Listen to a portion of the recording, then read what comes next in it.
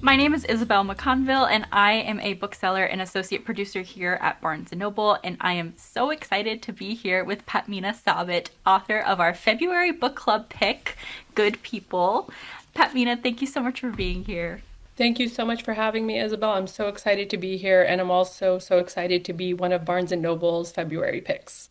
I'm so excited to get this book into people's hands. I read this book in one day. I couldn't put it down. It completely grabbed a hold of me and wouldn't let me go. The first thought, the first words that I spoke, and the first post that I put up online after I finished this book was, I need to talk to everyone about this book, hence it being a really great book club pick. It's a magnificent story of family and community and so much more. Patmeena, can you please give our listeners a synopsis of your new book? Yes, so Good People is about the Sharafs, an Afghan family who come to the United States as refugees. And it really tells a story of their belief and pursuit of the American dream and their achievement of it. And then of the unraveling and subsequent destruction of that dream after a horrific tragedy strikes the family. Yes, and it was just such a joy to read this book.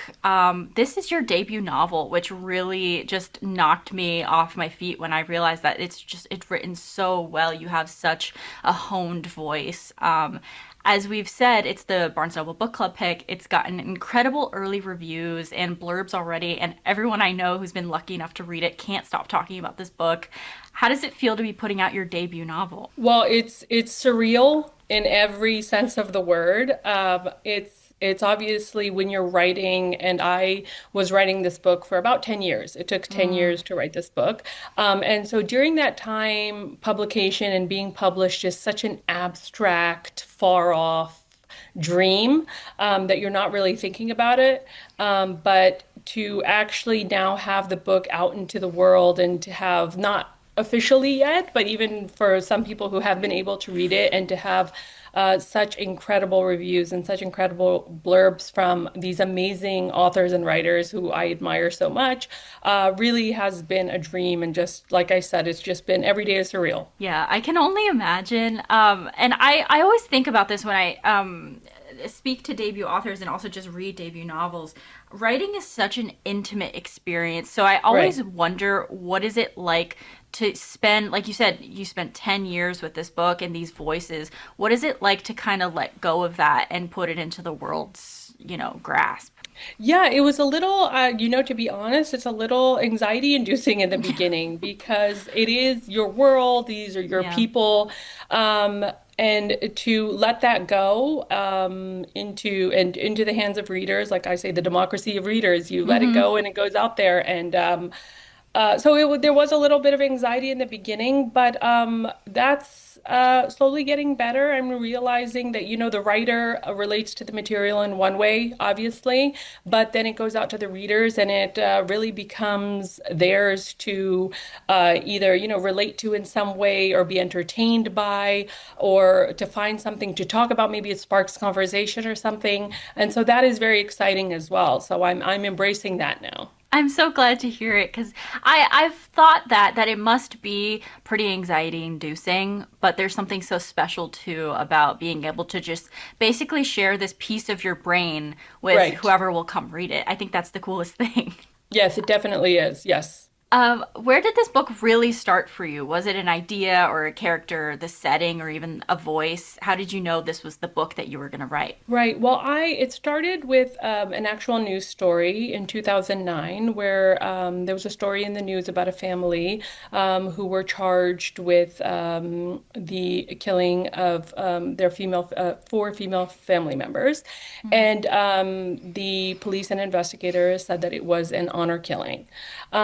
And I had a little bit of a background because during my undergraduate days, those far off days, I had done a thesis on honor crimes in Jordan, and the attempts of the government to penalize the perpetrators of these crimes and by doing so deter other people from carrying out these honor killings. So I had a little bit of that that academic background, and when I saw this story on the news, and so it sparked interest. I began following that story, and then I subsequently began researching other cases of honor crimes Mm, across the U.S., in Canada, and across Europe.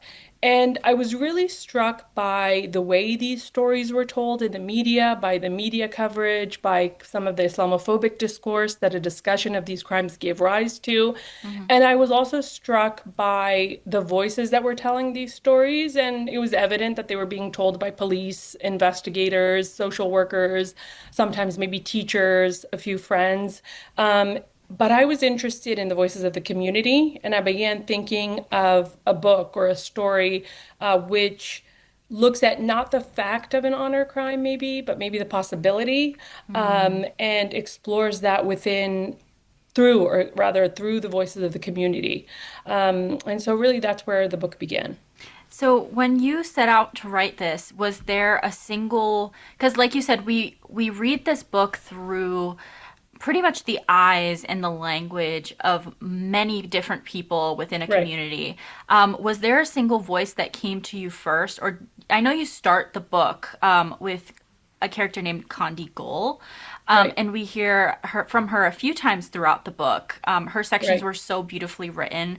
Can you talk to me about starting the book with her and if she was the first voice you found or if there was another character? Well, no, I knew that the first voice would be hers, and Okay. it's not evident through what she says, but she is a much older character. Mm-hmm. She's an older woman, I would say in her 80s, although it's not explicitly said, but what came to mind is, an Afghan grandmother. I was thinking about my own grandmother and the way she kind of sometimes spoke of the Afghan experience of exile and what it meant to people of her generation and what it meant to, like she says, save those children from war, from what war meant, and to go into exile for that.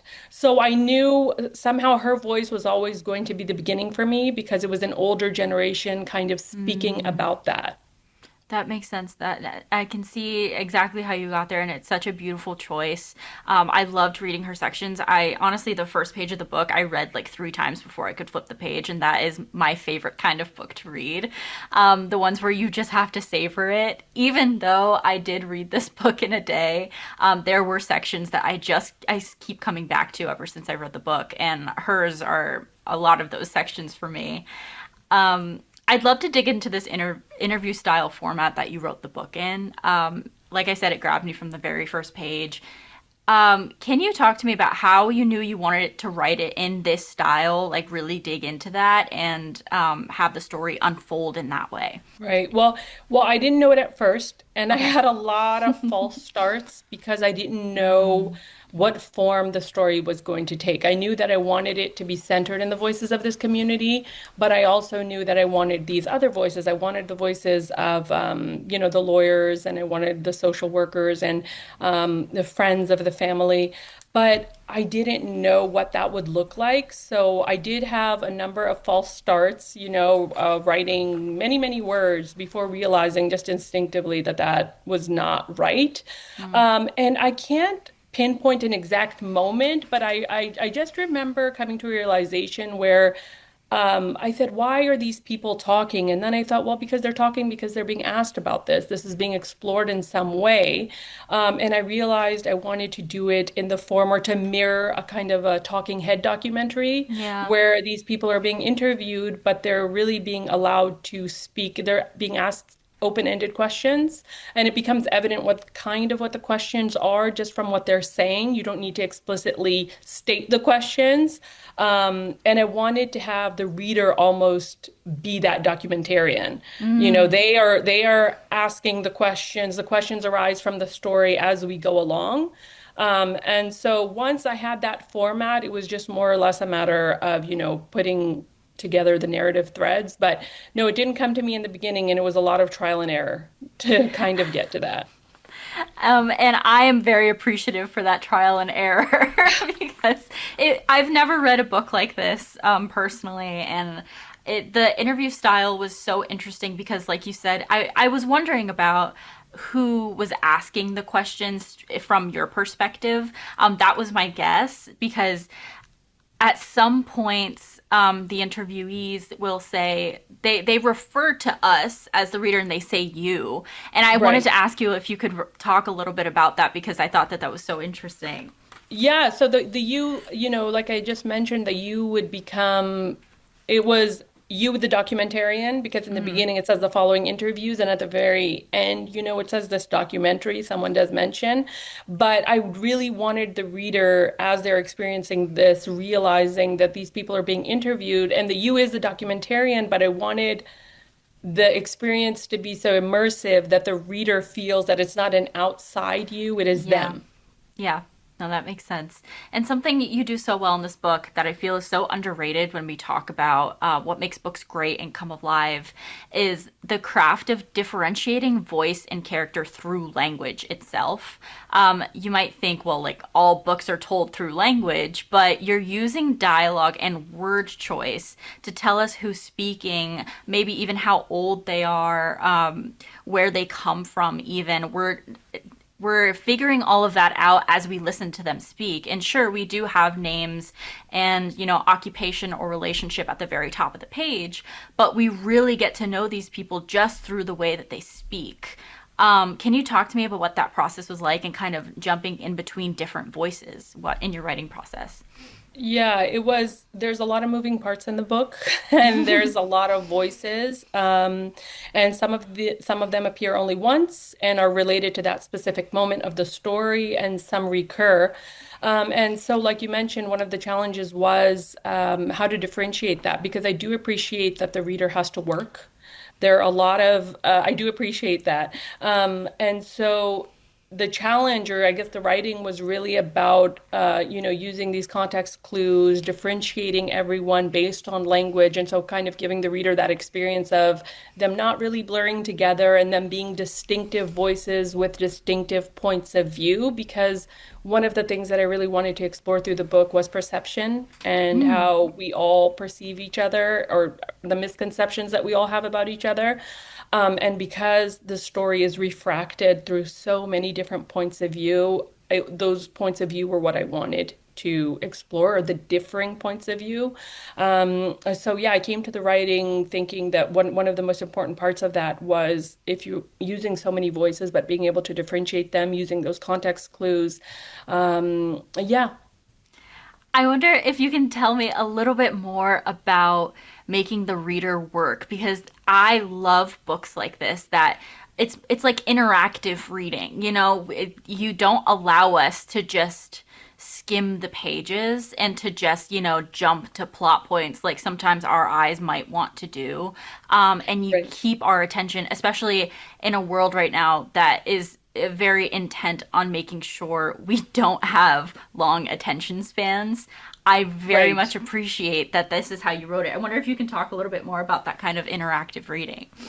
Yes, well, I too am very appreciative of books where I have to work. Maybe Yes. not in the moment, but I definitely feel it's those books where you finish it and you feel that it has paid off. Your work has paid off. You always want your Yes. work to pay off, right? And that is certainly true in the reading experience as well. And so I don't think I didn't consciously set out and say, oh, I'm going to use all these different voices to Okay. kind of confuse people. But it really was, like I said, because I wanted to explore perspectives and because I wanted to look at the story from every angle.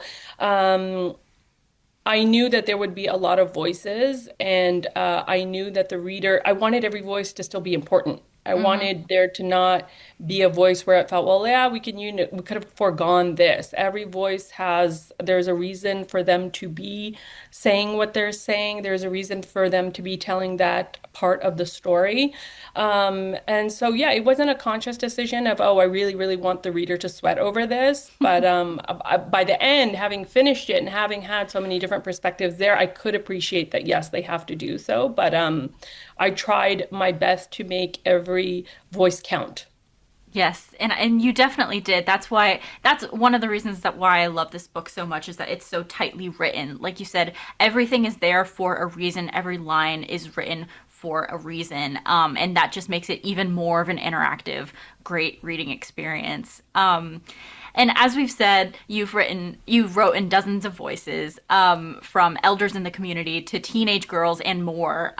Who was the most difficult voice to navigate if you had to pick? I would say it wasn't one particular. It Hmm. was the Afghan voices for me. I don't think any of the writing was easy, but the Afghan Okay. voices were easier because they were the voices of the communities that I had grown up with.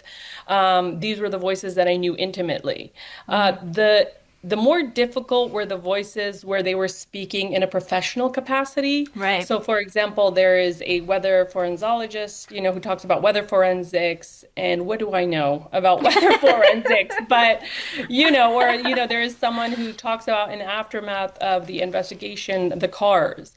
And I can't say I know much about cars either, right? So it was, can I write these with some authority where they are authentic and believable to the reader, having absolutely no experience in any of these fields? So I would say that those were the voices that I sweated over the most. Yeah.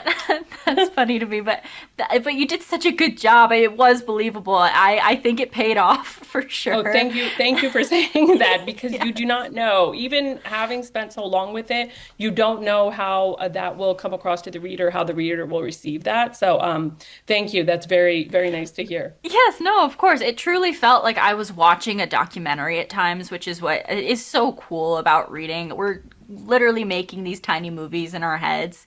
Right. And that just added to the world building. It's been said on the show before, but a world building has kind of been co-opted, I think, by like sci-fi and fantasy when world building is so important for books like this as well because it makes it even more immersive, like you said. Absolutely. And so, sticking with the structure part of the conversation, not only do we get multiple character interviews, but you employ the media and newspaper and magazine articles so effectively. Like we were just talking about, this is something that people study for years and go to school for. What was it like to include those, specifically like the magazine and newspaper writing? Can you talk to me about writing those and if you kind of had to turn on a different part of your brain? Yes, I definitely felt that I did have to turn on a different part of my brain, and Mm-hmm. that was a lot of the research is was reading so many different articles of this type of Yeah, different news stories, not necessarily even crime stories, but right. just news stories in general to kind of learn about those voices. And news stories now sometimes there are a few paragraphs, right? They're Yeah. not even what they used to be, but it's about getting the information across as efficiently as possible. And they really served a purpose is because I realized in the writing that we talked about perspectives and how these voices are different perspectives of the same story. But I also realized that there needed to be accounts where it was just the facts as well. Mm. And those weren't going to be through these different perspectives. Those had just had to be the facts, certain facts of the case. Yeah. And I thought that these news articles and these news stories were just the perfect vehicle for that. They definitely were. And it also made for such an interesting reading experience because we're getting a lot of different kinds of formats, which makes it just this incredible immersive story.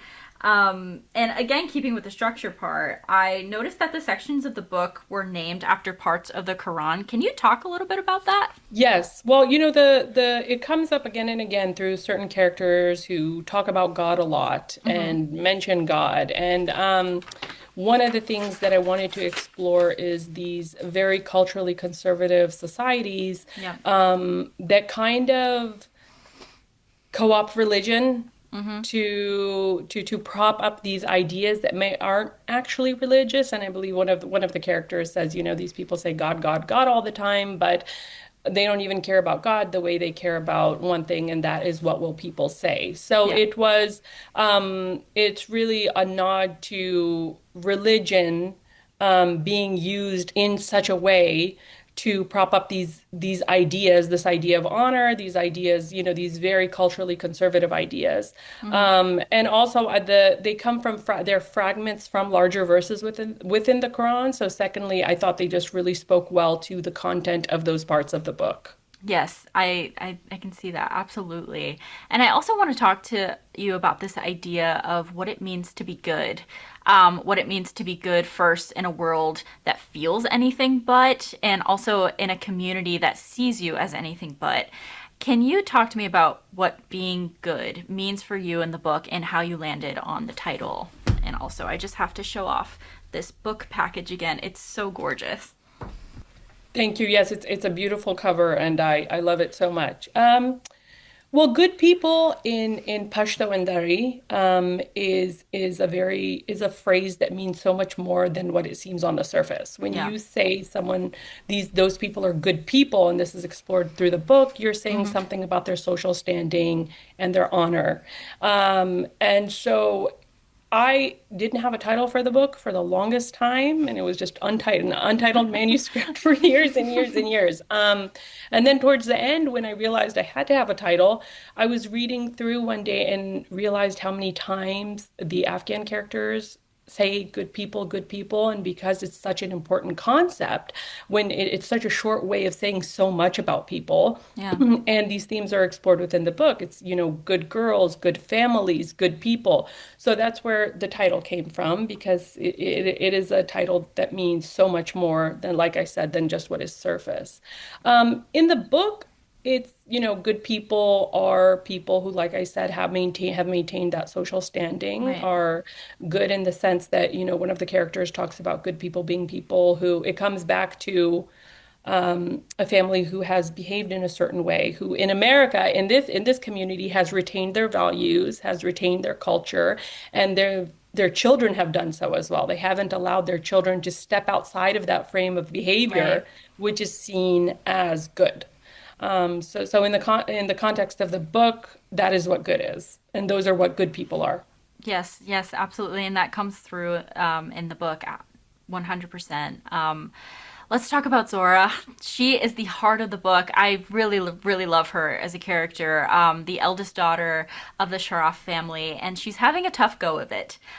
Many people have many opinions on who she is and how she lives her life.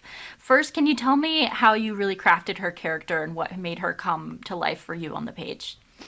Zora for me was she came to, well, I crafted her just from this idea of a young woman. To me, the vision was a young woman who had done everything right up to a certain point. Hmm. And because of that, we talked earlier about had stayed within that frame prescribed Yes. by the community, prescribed by her family. But it's a certain point, and that could be adolescence, that could be her teenage years, something shifts for her. Hmm. And for her, it's about forging her own identity. And that just happens to lie again outside of that frame, which she has been forced to kind of behave within her whole life. And so it is there that, she collides with this concept of what it is to be good, but on the other hand, it is what actually her dreams are. And a big theme in this book is the American dream, and that is very much the material. Yeah. But for Zora, for me, one of the things that I feel that she wanted to pursue was her American dream was the ability to be wholly herself without the Hmm. judgments of this community. While knowing that to step outside of that frame would be to do really fatal damage to her family's reputation and to herself. Yeah, and like I said, she has a really tough go of it. I mean, she meets a boy that she really likes, and not only do her friends disapprove of him, but so does her family. And the people in her community make comments on her appearance specifically, which really jumped out at me. The clothes she wears, the makeup that she wears, and somehow that equates to whether or not she is a good person. Is the way that Right, she, presents herself. right. Um, I have this quote written here because it really jumped out at me. Good people, as soon as their daughters know right from left, teach them one thing, that a girl's reputation is like a cloth of pure white. The tiniest fleck of dirt, the tiniest fleck anywhere, and the whole thing is ruined. let's just do, can you talk to me about writing those lines? Sure. Those lines were something actually word for word verbatim is something that I had heard growing up. I had Oh, heard yeah. it from the larger community. I had heard it from aunts. I had heard it from other people. It's just kind of a guiding principle. I would say within a more culturally conservative community is like a kind of a guiding principle for the behavior of women is that to keep Hmm. in mind always that your reputation is something pristine, but that's something that could be marred by the smallest bit of misbehavior. Yeah. And so that is just it is a saying. And what is interesting is that I had heard that from other people as well, not even within the Afghan community, but again, I would say, from culturally conservative diasporic communities, I think Hmm. that is one of the principles. It's a guiding principle. Yeah, no, that makes sense. And I think the way that we see it impact Zora too is so interesting because she is obviously, like we said, she's the eldest daughter of her family. She is just expected, there's more expected of her, I'll say. She has two younger siblings and an older brother, and she is meant to present in a certain way. And when she meets her boyfriend, not only do her friends kind of alienate her, or I'm thinking specifically about Fiona Right. and her relationship that she has with Fiona. I wonder if you can talk a little bit about writing those girlfriends for her in the book and just that social alienation that she feels at school. Yeah, she is at one point really the center of her friend group. She is, Right. they say she's the glue that holds us together. She's outgoing. She has a personal magnetism that, extends not just to her friends, but even, to her wider social circle of teachers and just people at school and, within her family. And so Zora's behavior at the point when she begins to rebel, when she begins to explore avenues that she hadn't before Mm-hmm. comes as a huge shock, not just to her family, but to these very close friends of hers that she Mm-hmm. has. And they don't know how to react. I think we've all been in those situations where we've had relationships where maybe someone begins to behave in a manner that is maybe alien to how we've experienced them or have known them up to that point. Mm-hmm. And it's no different from her that these are also young women who are also trying to find their way, Yeah. and also trying to figure out, that period of life is, teenage life, high school years are so difficult. Mm-hmm. And everyone's trying to navigate it. You're trying to navigate the academic, you're trying to navigate the social. And yes, her friends, there are many of her friends who are just done with her at that point. Yeah. And yeah, she is very much alienated from not just her family, which she has been at that point, but also these bonds of friendship between her and this very close group of friends. Yeah. And something too that jumped out at me was just how Zora specifically starts to be seen as pretty flaky by her Yes, friends. So Fiona is one of her friends in the book. She gets very fed up with her because she's not right. answering her text. She's never wants to hang out. When really Zora says that she's not able to, and she talks about how she's has to tell her friends like don't talk about boys in my house, and Right. also she changes her clothes in school, so her parents don't see what she really wears to school, or Right. she wipes off her makeup, and her friends, I think, rather than support her through that, they're just kind of looking at her like, why are you doing this? And they think that she's flaky. I wonder if you can talk a little bit about that, and just how those expectations put on Zora really affect her friendships. Yes, well, she does have these expectations of you were one way before and you are Mm-hmm. one way now, and not only are you one way, but you are not showing up for these friendships, right? I think Yes. Fiona says at one point, I'm paraphrasing myself, but I believe she says, I can't show up for someone who doesn't show up for me. Yes. And Zora is not showing up. She's not showing up for her friends in the way Mm-hmm. that she has before, in the Mm-hmm. ways that they expect. And Yeah. that is very, yeah, detrimental to all of those relationships. So that Zora seems to be on a destructive path. And not just one way, not just culturally, not just socially, not just within her community and family, but again within these friend groups. Yeah. You put a big emphasis on children's agency, specifically their lack of agency in the world in the book. Zora and Omer both don't live up to their parents' expectations. Yes. Omer drops out of school to make it on his own, fixing up cars, and Zora wants Yes. to become a professional makeup artist and, like you said, really find her own place in the world and be who she wants to be. Can you talk about how the relationships Zora and Omer have with their parents speak to the expectations that immigrant families a lot can have on the children who they sacrificed everything for? Yes. I think that this is from my experience. I don't want to speak for all Yeah. immigrant children Yes. everywhere, but I would say that it is a large burden that immigrant children have, and that is to be worthy of the sacrifices of their parents. Mm-hmm. And these sacrifices are many because whether they are refugees or they are people immigrating for other reasons, our parents come to whether that be the US or Canada or Europe and start from zero and build from the ground up. And often they have to do backbreaking work to do that. And they lose social standing. They have social standing back home that they don't have here. They are an alien, they're in an alien country where they don't know people. Having left their families back home, that's another sacrifice. Yep. And so growing up, a lot of times that's explicitly stated, right? We made these Mm-hmm. sacrifices for you. We came here for you. Within the book, they say, we came here to save these children from death, from war.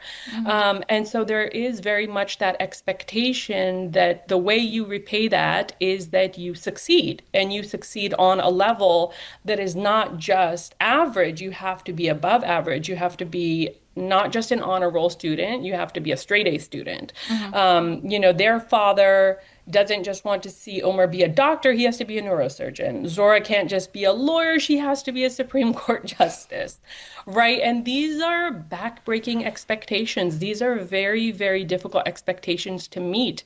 But I think it is, part of some of the immigrant experience that these children, or that as we grow up, you Mm-hmm. feel that you have to be worthy of those sacrifices. Now, that is wonderful if you feel that your dreams align with your parents' dreams. It's when they don't that you're really faced with that choice, which, Zora and Omar are both faced with, Mm-hmm. is do we take that road and try to meet those expectations, or do we deviate and, try to follow our own dreams? And so we see what occurs, with Zora, not to spoil anything, when she doesn't. And the same with Omar, who really disappoints his family in that Yeah. sense. And what I love about this book too is, like you were saying, the children are expected to succeed, and not just on a normal level, but on such a high level. It Right, makes you question what success is and what it right. means and how it means something differently to everyone. I wonder if you can talk a little bit about success and how that functions in the book. Yes, success. Well, in the first part of the book, we again the American dream is such a big Right. is explored so through the book. Hmm. Success to their father, to Rahmat Sharaf, he comes to America and very much is dazzled by the opportunities in the United States for him and his family, and he is determined to make the most of it. Hmm. And he talks about again success. We just talked about the success as it is expected of immigrant children, but Hmm. even on the level of these first generation immigrants, Yep. he thinks that the success that this Afghan community, or their measure of success, which is to have an average house in a middle class neighborhood and a little car that you drive around, that is not success to him. Just as he has these high expectations of his children, he has them of himself. Hmm. And he says there are so many opportunities in this country, and I feel that our community has not lived up to them. But I am determined to live up to it. And so that is his vision of the American dream.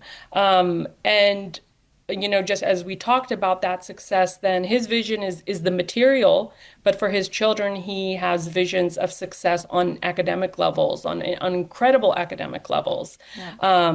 And so it's both the material and the social. He wants his children to thrive and to assimilate in America and to become incredible successes, but again, only on those academic levels. I'm glad you brought him up because he, like you said, he essentially achieves the American dream. He hustles and he sleeps only a few hours every night to provide for his family. And the idea of the American dream is that you do those things and that is what you will get. And Right. so in the story, that is what happens for him, and he Sure. absolutely deserves it. And then on the other hand, in the real world, people will do that and not necessarily achieve that American dream, as it's promised, I think, to us. I wonder if you can talk a little bit about that, the American dream, both as it functions in the book and in the real world. Yeah, well, I think in the book, like I said, Rahmat Sharaf is believes in it, and through Yeah. his hard work, he does achieve it, and he achieves it on a level that very few achieve. I would say, the American dream is so different for everyone, and Yeah. for some people, it is about there are not many people who can even reach that level, right? Of owning Yeah. that home in the middle class neighborhood and driving that, average quotes, I'm using quotes, average car. But like I said to him, the American dream is not that. It's to make the most of every opportunity. Yeah. America is the great equalizer for him. For Mm-hmm. him, it's about coming there, and it doesn't matter if he's a bricklayer's son, and it doesn't matter who his father and grandfather were, which would have mattered very much in Afghanistan. In Mm. Afghanistan, he knew that those would have been obstacles in his path to success. In America, like I said, it becomes the great equalizer, and he is on an equal footing with others in the Afghan community and reaches those heights. I think it's 100% right now. I think people have different ideas of that American dream being achievable. The time period of the book is that they arrive in the U.S. and one of the characters says it's not explicitly said, but 96 or 97. Mm-hmm. It's the early 2000s, and he's able to work hard and to provide on that level. I don't know that is that possible today. And a lot of people would agree, with what you said, is that it's hard work today is not a guarantee, I think, of economic success and social success. Academic achievement is not a guarantee of that Yeah. success. So it's all um, yeah, it's very debatable about whether the work that Rahmat Sharaf even put in, if he had put in that work today in this climate, would he have attained those goals and achieved that? I don't know. It's a very interesting question. Yeah, and it just goes back to that interactive reading experience where we're asking ourselves these questions even Right. after you wrote the book, after I finished reading the book. I love that it still stays with us, and I can still think about this and talk about it with people, because it's just such a good point. There's a quote from the family's attorney that I have to talk to you about. Sure. He says of the Sharaf family, they became lightning rods of public hatred, not only for being rich, but for having the audacity to be rich whilst also brown. A huge part of this book is what it means to be found guilty in the court of public opinion. Can you talk to me about that quote and what it was like to write it?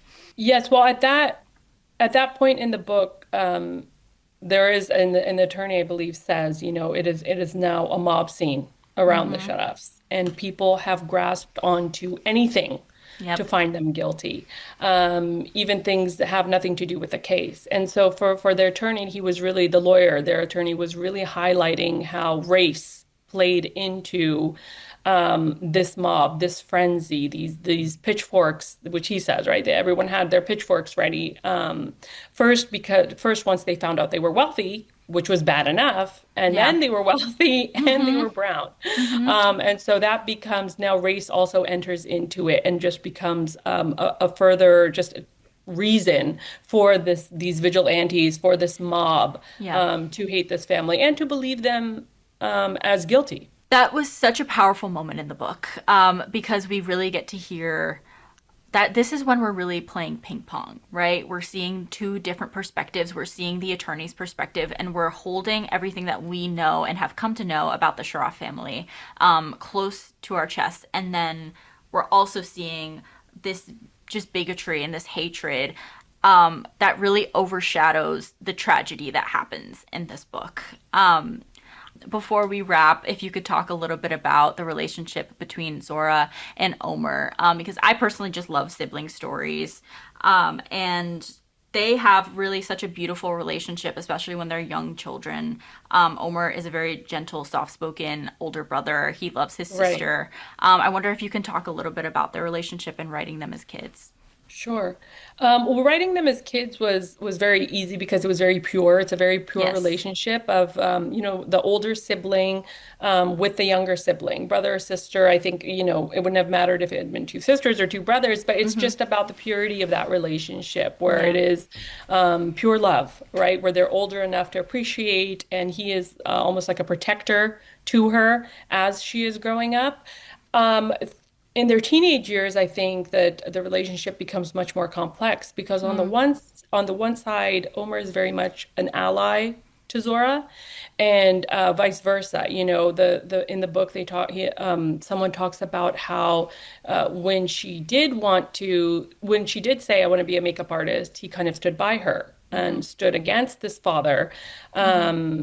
Against their father to try to defend her and defend her right Yes. to want to do that rather than take the path that their father and mother, more so their father, had laid out for them. Yeah. But on the other hand, Omer is also, we understand, a dutiful son Mm-hmm. who, listens to his father and his mother.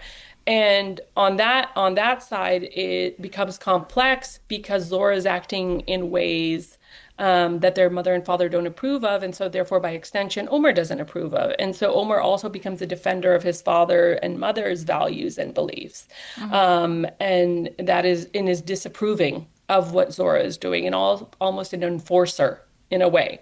So it's a very complex relationship. On the one hand, the love of, and love of two very close siblings, brother and sister, but on the other hand, a brother who also expects this sister to act in ways that are aligned with their values Yeah.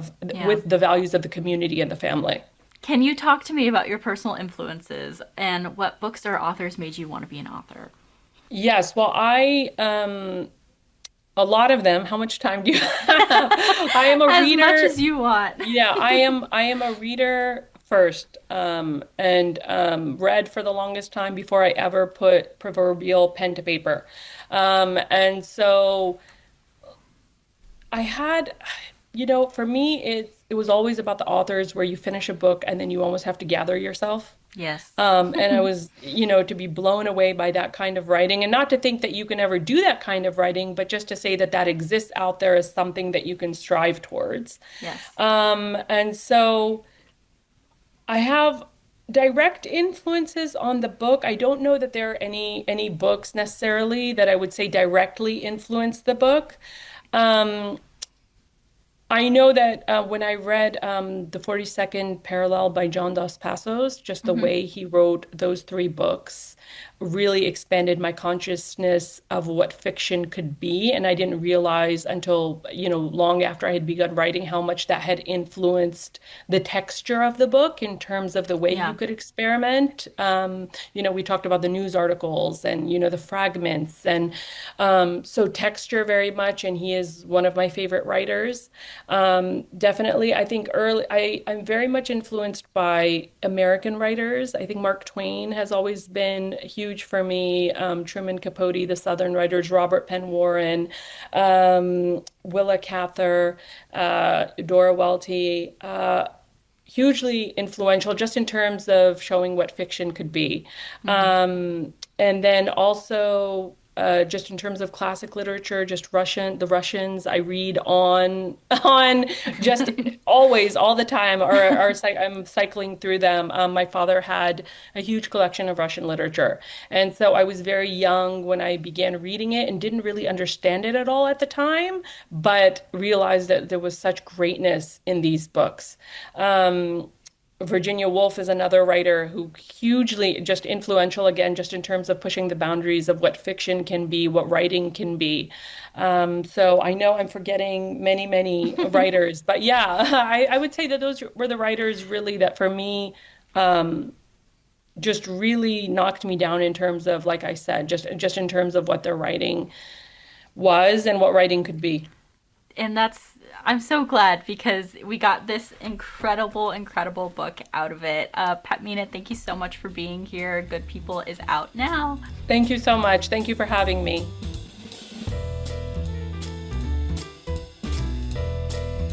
Thank you for listening. Poured Over is a Barnes & Noble production. To help other readers find us, please rate and review the show wherever you listen to podcasts.